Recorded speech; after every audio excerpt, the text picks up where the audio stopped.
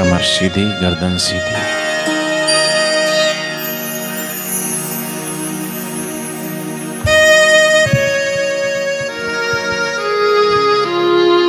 जो अवसर मिला है, जो समय मिला है, ये अवसर और ये वक्त पुनः पुनः लौट के आता नहीं है। सरोवर में आप डुबकी लगाते हैं, जिस जल में आपने डुबकी लगाई वो जल सिर को जल से बाहर निकालते समय वो जल जल नहीं रहता, बह जाता है। इस जन्म में इस शरीर के पति के लिए तो लंबी आयुष्य मांगते हो, सौभाग्य की वृद्धि हो, ये कामना करते हो, लेकिन मीरा के उन वचनों को भी याद करना चाहिए। क्योंकि अगर कोई 100 वर्ष भी जी लिया तो क्या, 150 वर्ष भी जी लिया तो क्या, और 500 वर्ष भी किसी ने जी लिया तो क्या, मृत्यु तो एक दिन आएगी ही आएगी। क्योंकि शरीर मरण धर्मा है। कितनी भी औषधियों का सेवन करें, इस देश में बड़े बड़े राजा और महाराजा हो गए जिन्होंने अपने लिए उत्तम से उत्तम वैद्य रखे, उत्तम से उत्तम औषधियों का सेवन किया,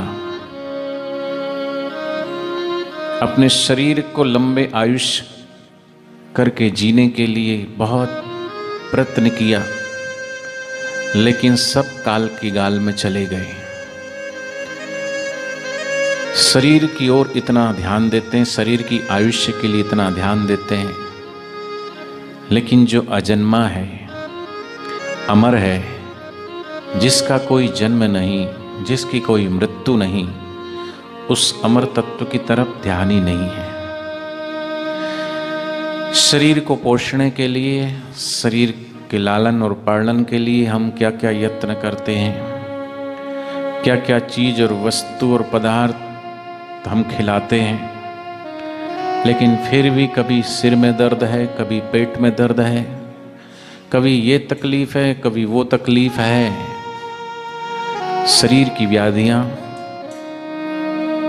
एक के बाद एक आती ही रहती, कभी कुछ ना भी आए तो सबसे बड़ी बीमारी और सबसे बड़ी व्याधि है मृत्यु की, वो तो सबको आएगी ही आएगी। इसलिए नानक जी ने कहा, कभी न छूटे पिंड दुखों से जिसे ब्रह्म का भान नहीं। अपने आप का जिसको भान नहीं है वो बार बार जन्मेगा और बार बार मरेगा। तो सदगुरु बताते हैं कि कुछ ऐसा कर चलो कि ना मृत्यु हो ना जन्म हो। मीरा कहती, ऐसे वर को क्या वरूं जो जन्मे और मर जाए, मैं तो वरू मेरे गिरधर गोपाल, मेरो चुड़लो अमर हो जाए। मैं जो अमर आत्मा हूं, उस परम पिता परमेश्वर में से मैं जा मिलूं। और जिसको सदगुरु मिले हैं और वो अगर इसी जन्म में अगर प्रयत्न ना करे, जन्म और मृत्यु से छूटने का यत्न ना करे, तो शास्त्र कहते हैं, संत कहते हैं, सिर धुनि धुनि पछतावहि, काल ही कर्म ही मिथ्या दोष लगावहि। कहीं हम जब इस जग से जाएं तो पश्चाताप हमें ना हो कि हम इस जग में आए थे खाली हाथ जाएंगे, लेकिन नहीं, आए थे तो भी कई जन्मों के कर्मों को लेकर के पैदा हुए हैं, और उन सभी जन्म जन्मांतर के कर्म बंधनों को काटने के लिए मनुष्य जीवन मिला है। खाली हाथ आए हैं, खाली हाथ जाएंगे, किसने कह दिया? आए हो तो भी कर्मों के बोझ को लेकर के आए हो, और जाओगे तो भी या तो जन्म जन्मांतर के कर्म बंधन को लेकर के मरोगे, अथवा तो भगवान कि अमर तत्व का दीदार करके, दर्शन करके, प्रभु का आनंद लेकर के जाओगे। और इसलिए सदगुरु कहते हैं कि दिन गुजरते ही चले जाते हैं, लोग मरते ही चले जाते हैं, जानते हैं कि ये गफलत के हैं काम, फिर भी किए ही चले जाते हैं। ए मरने वालों, जरा ठहरो और अपनी अमरता का दीदार करके जाओ, ताकि दोबारा फिर जन्म ही ना हो। जिसका जन्म होगा उसकी मृत्यु निश्चित है। इसलिए मरो मरो सबको कहे, मरना ना जाने कोई, एक बार ऐसा मरो कि फिर मरना ना होए।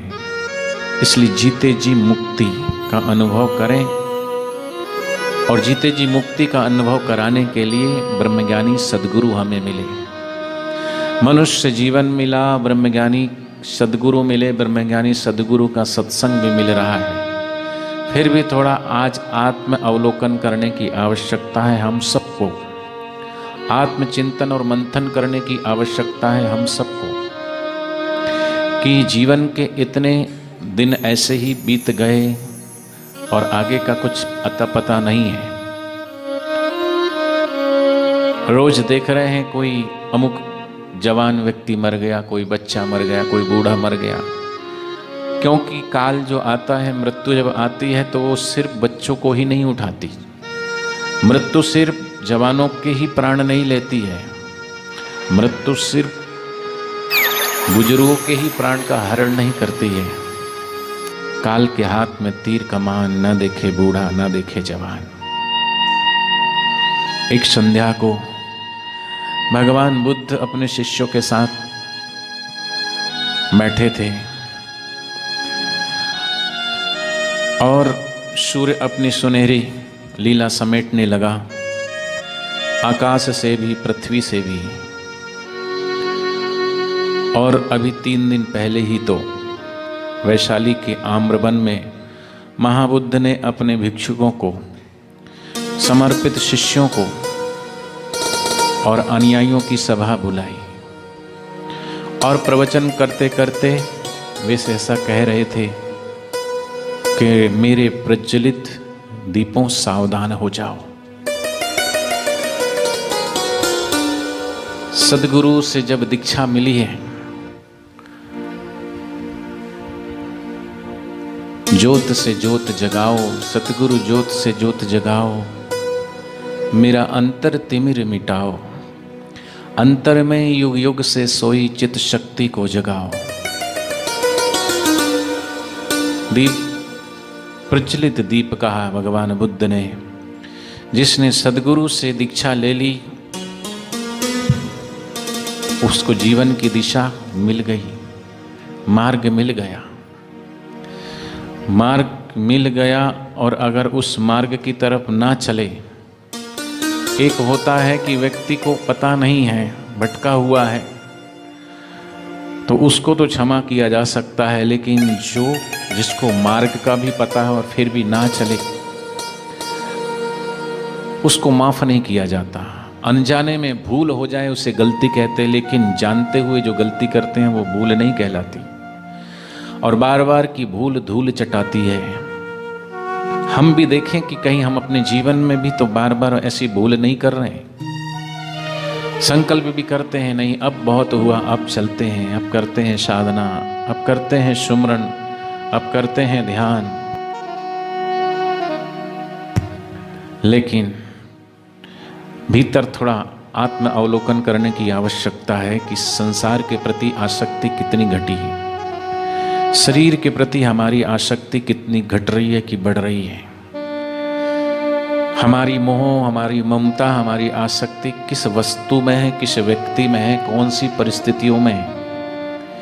क्या बाहर की आने वाली परिस्थितियों से ही हम अनुकूल और प्रतिकूल से प्रभावित हो रहे हैं, या चित्त थोड़ा शम हुआ है? सुनते सुनते थोड़ी देर शांत हो जाइए।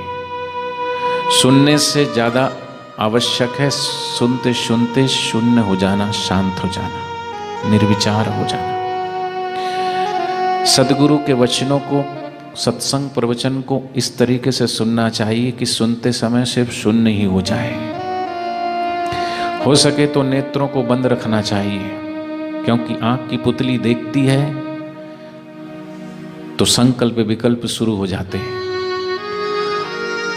जो एकाग्रता बननी चाहिए वो नहीं बनती, इसलिए हो सके तो शांत होकर के सुनते सुनते थोड़ी देर कहीं खो जाइए। तो भगवान बुद्ध अपने शिष्यों को कह रहे थे कि मेरे प्रज्वलित दीपों सावधान,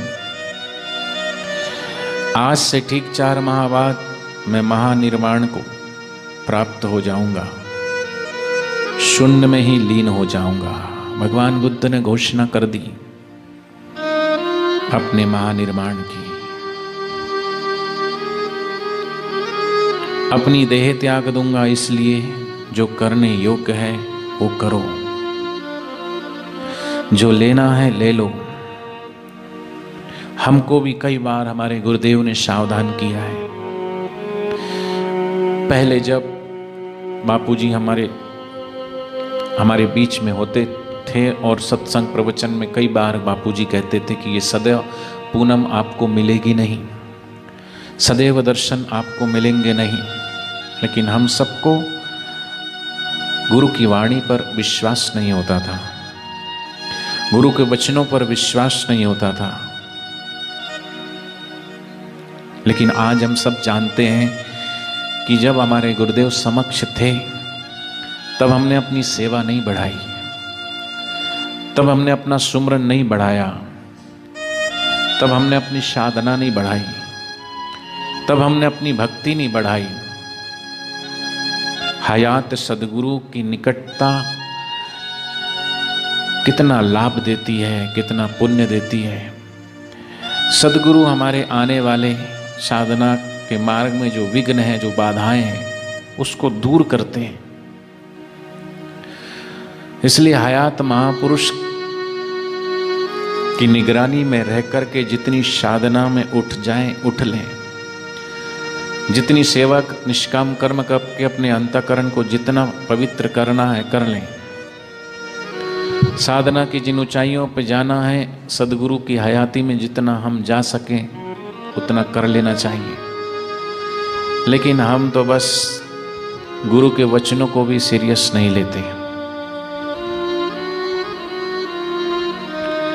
गुरु के वचनों को गंभीरता से नहीं लेते। जो गुरु के वचनों को जितनी गहराई तक लेके जाएगा वो उतनी ही गहराई को पाएगा। जिस प्रकार वट वृक्ष की जड़ें जितनी गहरी जाती है वो उतना ही ऊंचा उठता है, ऐसे ही साधक भी गुरु के वचनों पर जितना गहरा विश्वास करता है और गुरु वचनों को जितनी गहराई तक लेके जाता है, वो साधक की साधना भी उतनी उसकी ऊंचाई और साधना में गति आने लगती है। और जिसकी साधना में गति आने लगती है, दुर्गति उसकी कभी नहीं होती। इसलिए हम सब की दुर्गति ना हो, सदगति तो हो ही जाएगी। गुरु से तो दीक्षा मिली है तो दुर्गति तो होगी नहीं। लेकिन सिर्फ ईश्वर का भजन, भगवान का भजन सदगति को प्राप्त करने के लिए नहीं है। भगवान का भजन तो सदगुरु कहते हैं कि मेरा साधक, मेरा शिष्य फिर किसी माँ के गर्भ में जाए, फिर किसी पिता के शरीर में जाकर गिरे लटके पटके, ऐसा गुरु भी नहीं चाहते और ऐसा भगवान भी नहीं चाहते। इसलिए करुणा करके, कृपा करके बार बार कितने अवसर गुरु जी देते हैं, कितने कितने माध्यम से, कभी किसी बहाने से, कभी किसी बहाने से हमको साधना के मार्ग पे चलाते हैं। तो भगवान बुद्ध ने कहा, और इसलिए जिसको जो करने योग्य है वो करो, जो लेना है ले लो। बस तभी से संग में शाम ढल आई थी, सब के खिले हुए चेहरे मुरझा गए थे और सब मन ही मन सोच रहे थे कि अब तथागत, भगवान को तथागत कहते थे कि बुद्ध हमको छोड़ के चले जाएंगे। हमारा ध्यान कैसे बढ़ेगा, हमारी साधना कैसे बढ़ेगी, हमारा सुमरन कैसे बढ़ेगा। संत पलटूदास से उनके शिष्यों ने पूछा था कि गुरुदेव आप आपकी हयाती, आपकी हाजिर हमें उन्नत बना रही है साधना के मार्ग पे। लेकिन कभी आप हमसे दूर हो गए तो, कभी आप हमें छोड़ के चले गए तो हमारा क्या होगा? संत पलटूदास जी ने कहा, मूर्ख, तू भविष्य की कल्पना क्यों कर रहा है कि मैं जाऊंगा तब क्या होगा? मैं अभी तेरे साथ हूं, तेरे समक्ष हूं, तू ये क्यों नहीं सोचता? भूत और भविष्य की कल्पना छोड़ करके अभी जो महापुरुष तुम्हारे समक्ष है उनका लाभ क्यों नहीं उठा रहे हो? उनकी करुणा और कृपा को क्यों नहीं पचा रहे हो? कल पे क्यों जी रहे हो? आज जो तुम्हारे समक्ष है उस आज को देखो। और भगवान बुद्ध ने तो कहा था कि मैं 4 महीने बाद महानिर्वाण को प्राप्त होऊंगा, लेकिन राजा परीक्षित को तो श्राप मिला था, 7 दिन ही मिले थे। और 7 दिन, 4 महीने से 7 दिन बहुत कम है, लेकिन क्या हमें पता है, क्या आपको पता है कि हमारे पास 7 दिन है? क्या हमें पता है कि हम 7 दिन तक जी पाएंगे? कुछ पता नहीं, कोई लिख करके नहीं दे सकता।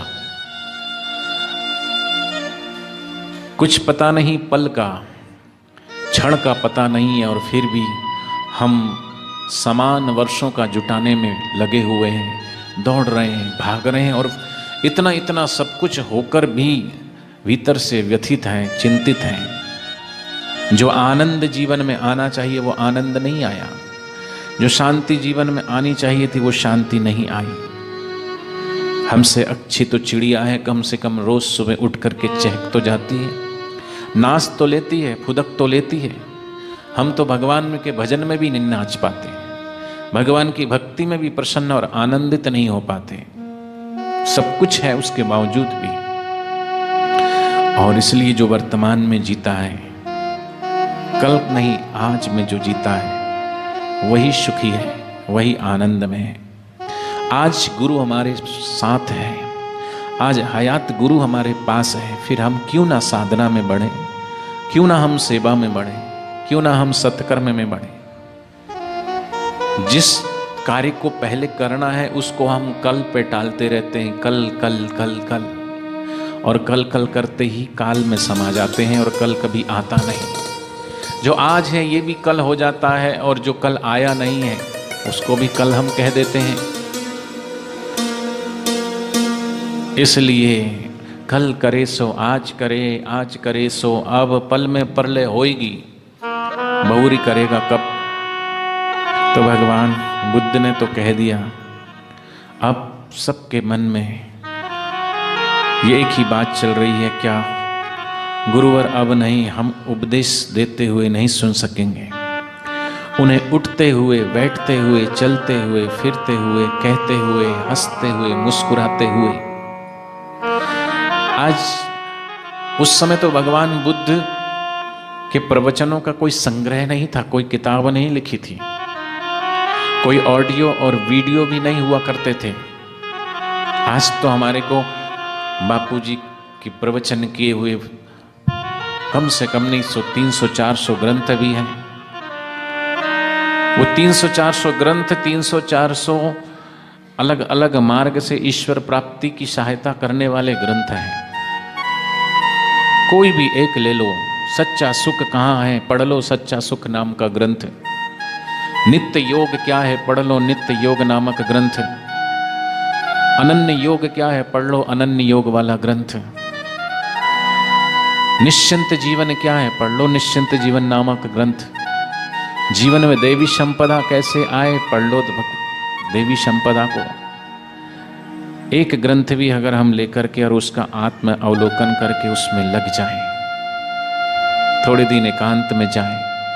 ये जगह जगह जो आश्रम बने गुरुदेव ने इसलिए बनाए हैं अपने अपने क्षेत्र में कि घर से बाहर आकर के थोड़ा अपनी सेवा, अपनी साधना, अपना सुमरन बढ़ाओ। लेकिन विडंबना ये है कि सब कुछ होते हुए आज बापूजी के ऑडियो प्रवचन है, वीडियो प्रवचन है, बापूजी के इतने सारे साहित्य हैं। भगवान बुद्ध के उन भिक्षुओं को तो ये सब सुविधाएं नहीं थी। भिक्षा मांग के खाते थे, हमको तो भगवान ने सब कुछ दिया है। रहने के लिए पक्के मकान दिए हैं, खाने के लिए उत्तम भोजन दिया है, पहनने के लिए वस्त्र दिए हैं। लेकिन भिक्षुक तो तमाम तितिक्षाओं को सहते हुए भिक्षा पर जीवन यापन करने के लिए तत्पर थे और साधना में तत्पर थे। और सब सोचते हैं, आज हम सब साधकों के जीवन में हमें ये ऐसा महसूस होता है कि हमारी जो भक्ति की धारा थी, सत्संग की धारा थी, वो थम गई।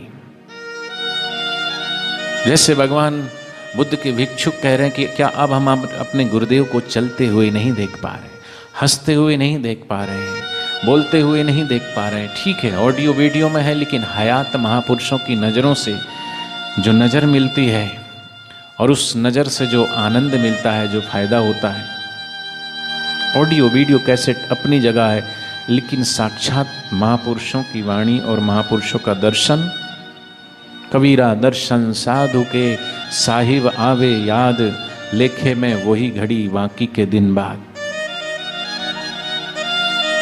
तो हम ये वट सावित्री के दिन ये संकल्प करें, बड़दादा में फेरे तो फेर लेते हैं, लेकिन बड़दादा के फेरे फेरने के पीछे जो उद्देश्य है उसको भी ध्यान में रखें।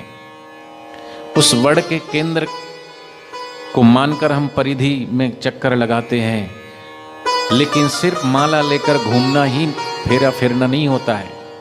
फूल चढ़ा देना, अगरबत्ती लगा देना, दीप जला देना, औपचारिक क्रियाओं को कर देना ही सिर्फ पूजा और पाठ और उपासना नहीं होती है। आज व्यक्ति कर्म कांड में बड़ा चतुर है। कर्म कांड करवा लो, कुछ भी उससे हवन करवा लो, श्राद्ध करवा लो, तर्पण करवा लो, और जितने प्रकार के क्रियाकांड करवाना तो करवा लो, लेकिन उसके पीछे जो उद्देश्य है, उस उद्देश्य के पीछे जो लॉजिक है और जिसके लिए किया जाता है, अगर वो करना शुरू कर दें हम, तो हमारा परिक्रमा करना भी सार्थक है, बड़दादा पे फेरे लगाना भी सार्थक है। नहीं तो सुपरफास्ट की तरह कर दो 108 परिक्रमा और कह दो बस बड़दादा हमारे 108 परिक्रमा हो गए, अब हमारी ये मनोकामना है ये पूरी कर देना। लेकिन जो मनोकामना तुम मांग रहे हो वो मनोकामना भी एक दिन इच्छित पदार्थ देकर के छूट जाएगी। मांगना है तो सदगुरु से ये मांगो कि सदगुरु देना हो तो वो दो जो सदगुरु ने मांगा।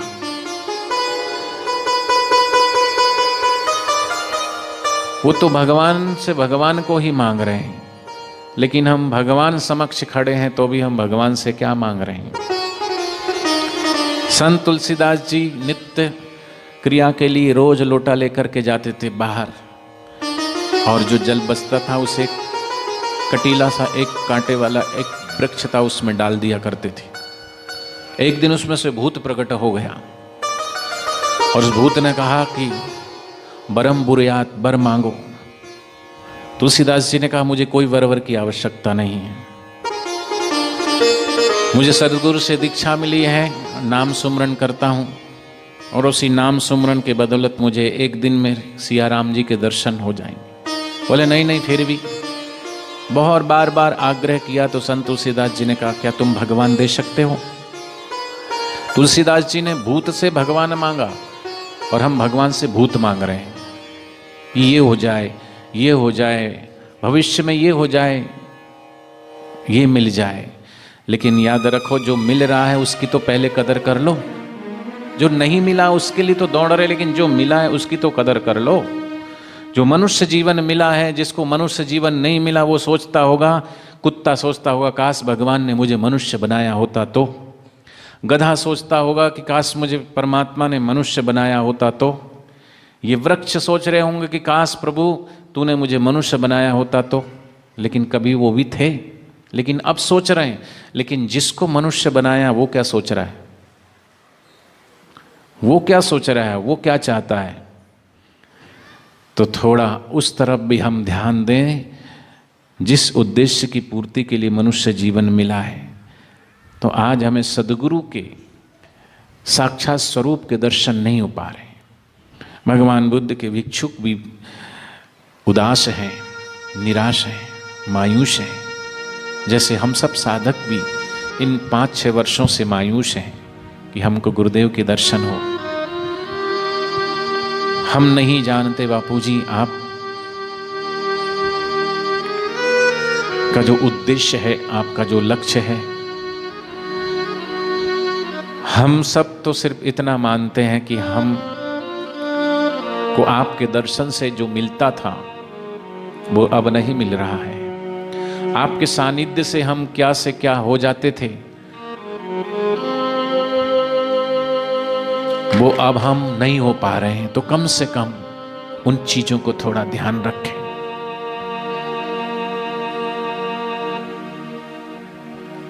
एक नियम हमेशा गांठ बांध के रख लो, कभी भी सत्संग में जाओ तो कभी भी आगे मत आओ, क्योंकि जितने लोगों ने तुम्हें देखा उतना गुना तुम्हें पाप लगेगा। क्योंकि तुम भगवान की तरफ से ध्यान हटाकर अपनी तरफ जो खींचता है ध्यान को, उसको पाप ही लगता है। इसलिए सत्संग के बीच में उठना, सबसे आगे आने की चेष्टा करना, अरे वहीं से प्रणाम कर लो, परिक्रमा बाद में कर लेना। तो इस समय का हम बहुत बहुत सदुपयोग करें। सच में एक शिष्य के लिए गुरु ही उसका सारा संसार है। हम अपने बेटा बेटी पति पत्नी में ही अपने संसार को ढूंढते रहते हैं, उसी का ही चिंतन करते रहते हैं, उसी का मंथन करते रहते हैं, उसी के बारे में ही सोचते रहते हैं। लेकिन एक शिष्य है, वो शिष्य क्या सोचेगा? आज आप सब घर से आए हैं, आपका घर है, परिवार है, माँ है, पिता है, बेटे हैं, बेटियां हैं, सब है। लेकिन हम सब जो गुरु के द्वार पर रह रहे हैं, इतने वर्षों से रह रहे हैं, कोई 30 वर्ष से रह रहा, कोई 20 वर्ष से रह रहा, कोई 25 वर्ष से रह रहा है, कोई 35 वर्ष से रह रहा है। तो हमारे लिए तो बापू ही हमारे लिए सर्वस्व है। एक शिष्य के लिए गुरु ही उसका सारा संसार है और वही गुरुदेव उसके लिए सर्वस्व है।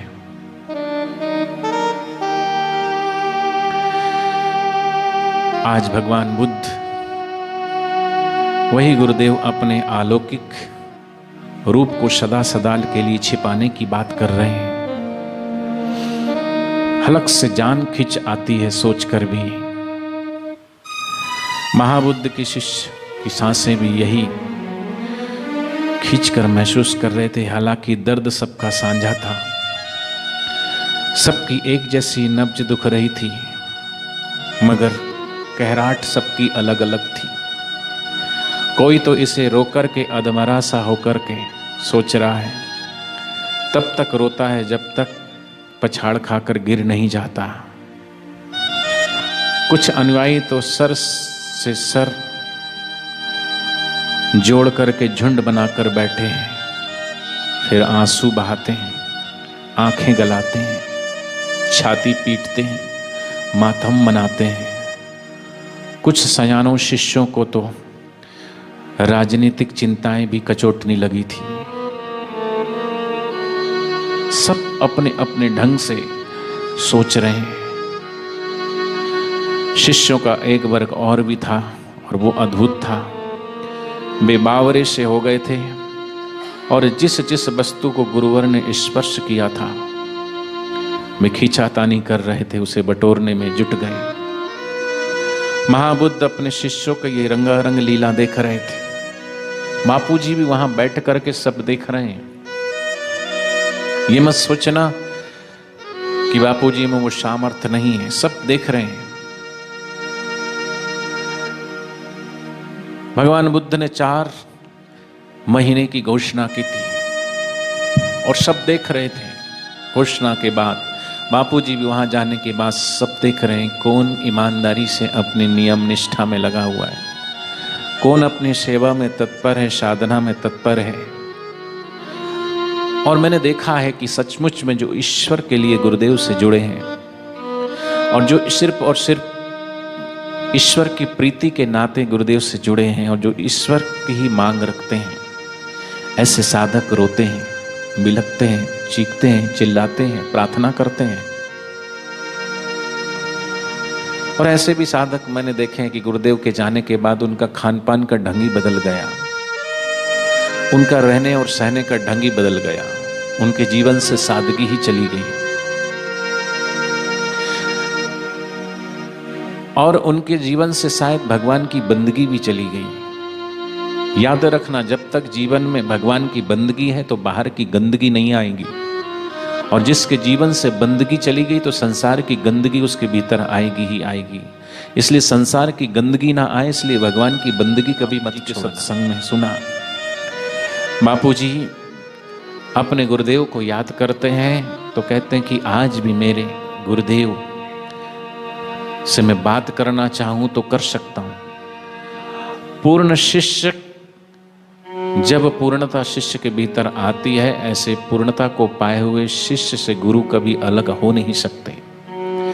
सदगुरु कोई देह नहीं है कि सिर्फ प्रत्यक्ष रूप से ही हमारी मदद कर सकते हैं। सदगुरु तो ब्रह्मांड नायक है, सारा ही ब्रह्मांड पसारा, सारे ब्रह्मांड में वही विराजित है। आप ब्रह्मांड के किसी भी कोने में हो, अगर वहां से हम अगर सच्ची लगन से, सच्ची निष्ठा से अगर गुरु को याद करते हैं तो गुरु में वो सामर्थ्य होता है कि ब्रह्मांड के किसी भी कोने में साधक शिष्य क्यों ना हो, अगर पूर्णता को पाया हुआ शिष्य अगर गुरु को याद करता है तो वो शिष्य गुरु से तादात्म्य कर लेता है। और इसलिए भगवान बुद्ध ने एक संकेत दिया है कि जिस प्रकार आम की डाली पर तरह तरह के आम, सबकी अपनी अपनी अवस्था है। आम के वृक्ष पर जो आम लगते हैं वो एक साथ नहीं लगते हैं, और एक साथ लगते भी नहीं, और एक जैसे लगने के बाद एक सी अवस्था भी नहीं होती है, और ना ही सारे आम एक साथ पक के टपकते हैं। सबकी अपनी अलग अलग स्थिति होती है। और भगवान बुद्ध ने यह हमें संकेत दिया उस शिष्य के माध्यम से कि आम पका और वो गिर गया, अर्थात उस शिष्य के लिए संकेत दिया है कि ऐसे शिष्य के लिए जिसने अपने मन में, जिसने अपने वचन में, अपने कर्म में सिर्फ और सिर्फ गुरु को समा लिया है। वो देखता है तो गुरु को देखता है, वो सुनता है तो गुरु को सुनता है, वो गुनता है तो गुरु को सुनता है।